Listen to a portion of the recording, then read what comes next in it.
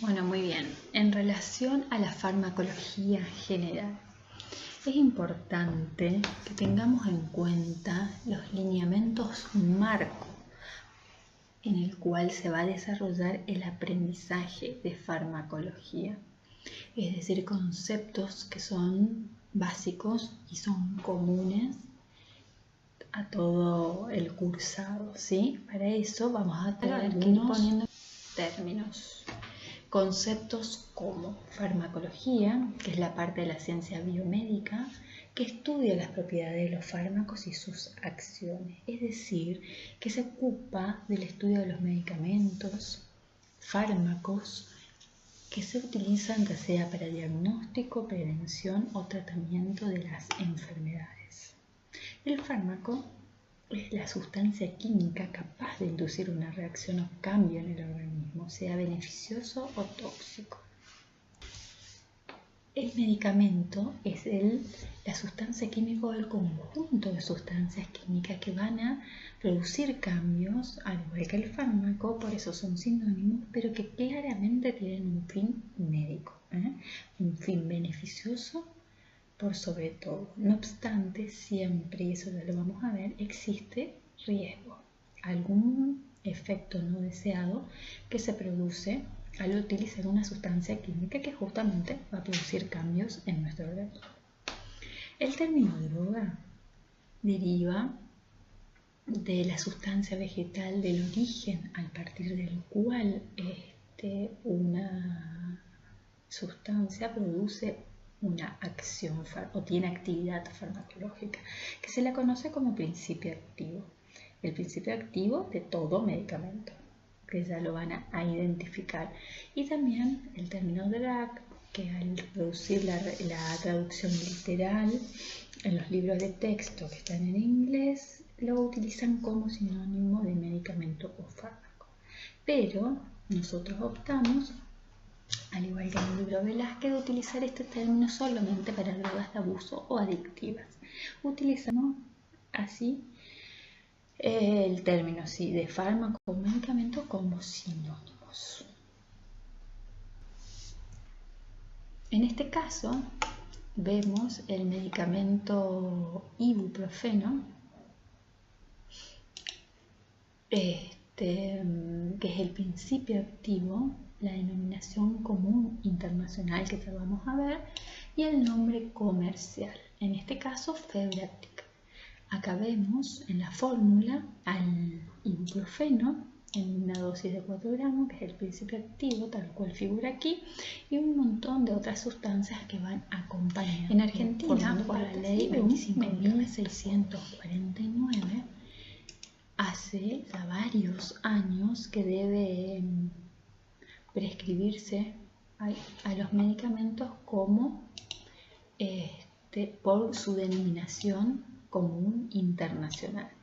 Es decir, que cuando se hace una prescripción tiene que ser por esa denominación genérica o denominación común internacional, que se la conoce con el nombre químico DSI, que es muy feo, largo, muy difícil de recordar, no se usa más allá de que el estudio de la farmacología está orientado desde un punto de vista, un punto de interés químico, pero en nuestro caso, nuestro interés o estudio se basa en un punto de vista clínico, es decir, que nos tenemos que basar en la denominación común internacional para realizar la prescripción adecuada.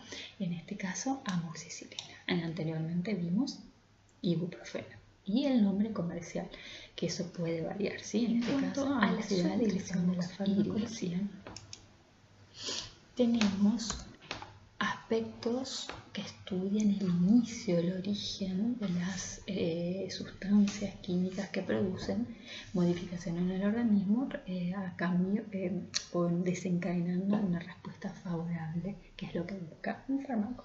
Bueno, la gran mayoría deriva de sustancias naturales que tienen características botánicas, a la vez estudia las características físico-químicas. Otra rama estudia, como la etnofarmacología, estudia estas propiedades de las plantas medicinales circunscritas a las etnias, característica de cada etnia, es decir, con un fuerte tinte cultural. No obstante, esto se complementa con la farmacología química, que va a estudiar a partir del origen y de estas características botánicas y físico-químicas los procesos, la estructura química, la relación de esta estructura química con la actividad farmacológica en sí.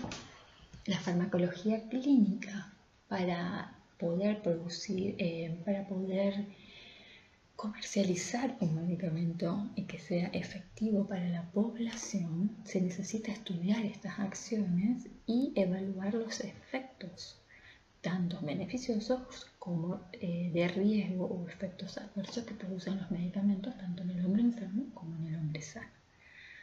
Una vez que el medicamento está en el mercado y se realiza la utilización del mismo, la farmacoterapéutica se ocupa de estudiar la forma de uso, es decir, las indicaciones, las contraindicaciones, las interacciones entre los medicamentos, las pautas posológicas, que sería la dosis, la frecuencia, por cuántos días, esa evaluación de riesgo, beneficio o beneficio-riesgo que se debe realizar para hacer una indicación o una receta de prescripción de medicamentos adecuada.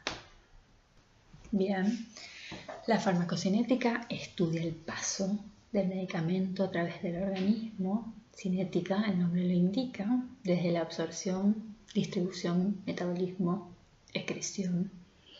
La farmacodinamia, estos dos últimos son temas de seminario, así que se lo va a desarrollar de manera exhaustiva.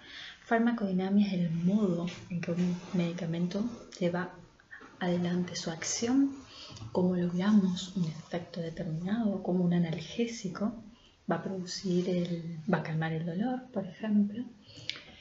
Bien, la farmacovigilancia tiene que ver, y esto es de vital importancia o de suma importancia para todo prescriptor, para todo profesional de la salud, porque es la manera que tenemos de poder mejorar la utilización de medicamentos. Una de las maneras. Por un lado tenemos el buen uso, o sea, realizar una buena farmacoterapéutica, y por el otro lado, en el momento que nuestro paciente refiere alguna reacción adversa, como profesional de la salud, notificar, porque de eso se encarga la farmacovigilancia, de monitorear, de controlar la producción de algún tipo de reacción adversa, sea de medicamentos, productos biológicos, plantas medicinales. Bien, y el modo de realizar una adecuada farmacovigilancia es a través de la notificación voluntaria, donde el paciente va a referir a su profesional de la salud una reacción adversa, una manifestación no contemplada. El profesional lo reporta a los sitios de recolección de dicha información. Tienen que tener en cuenta que cuando se hacen los estudios clínicos para lanzar un medicamento al mercado, siempre se hacen en grupos acotados, son ensayos clínicos controlados, es decir, en una población determinada, como supuestamente considerada ideal. No suelen incluir, por cuestiones éticas, niños, ancianos, embarazadas. Es decir, que cuando el medicamento está en el mercado, lo toma la población entera, entonces pueden aparecer reacciones no contempladas con anterioridad. Y ahí está la importancia para todo profesional de la salud de participar en esto, de tener responsabilidad en notificar.